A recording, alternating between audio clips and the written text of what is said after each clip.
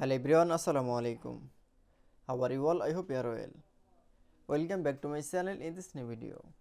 Today's video, how to convert a black and white image in Word document. So let's started. At first, open your Word document file. In this video, I will show convert a black and white image. Firstly, insert from image. Now going to the insert menu option. Now click for a picture option. Now select from a picture. Now find your picture.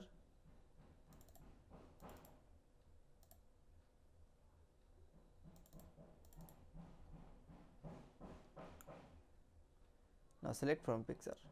Now for insert option. That is.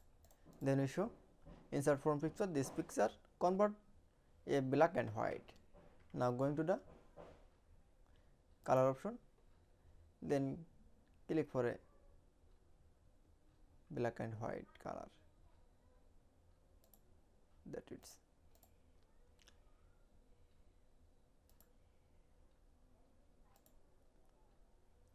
Then we show convert black and white image in Microsoft Word is very easily. I hope to enjoy the video. Please like, comment, share and subscribe my channel. Thanks for watching.